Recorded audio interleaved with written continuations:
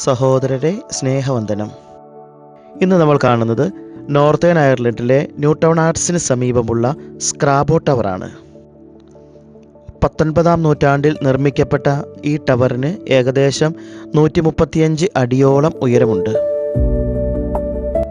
ലണ്ടൻഡറിയിലെ 3-ാമത്തെ മാർക്യൂസായിരുന്ന Charles William vein സ്റ്റുവോർട്ട് പ്രഭുവിൻ്റെ സ്മരണാർത്ഥമാണ് ഈ ഗോപുരം പണിതുയർത്തിയത്. Napoleon യുദ്ധങ്ങളിൽ ഡ്യൂക്ക് ഓഫ് വെല്ലിംഗ്ടണിൻ്റെ കീഴിൽ പോരാടിയ ഒരു പ്രമുഖ ബ്രിട്ടീഷ് ആർമി ജനറലും മികച്ച നയതന്ത്രജ്ഞനുമായിരുന്നു അദ്ദേഹം.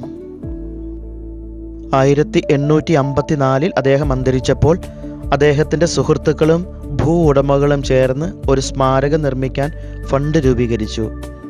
അദ്ദേഹത്തിൻ്റെ നയതന്ത്ര ബന്ധങ്ങളോടുള്ള ആദരസൂചകമായി ഫ്രാൻസിലെ ചക്രവർത്തിയായിരുന്ന നെപ്പോളിയൻ മൂന്നാമൻ പോലും ഈ ഫണ്ടിലേക്ക് സംഭാവന ചെയ്തിരുന്നു.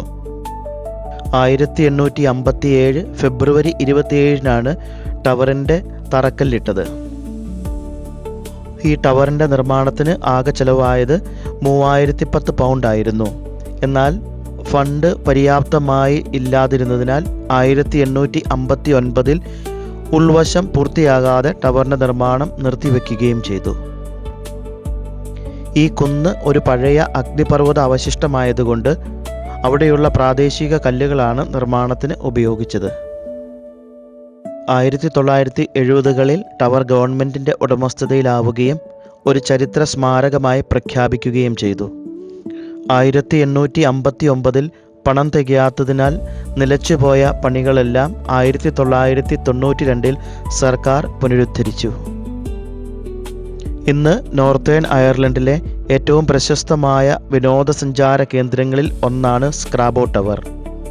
തെളിഞ്ഞ ദിവസങ്ങളിൽ ഈ ടവറിൻ്റെ മുകളിൽ നിന്ന് നോക്കിയാൽ സ്കോട്ട്ലൻഡിൻ്റെ തീരങ്ങളും കാണാൻ കഴിയും.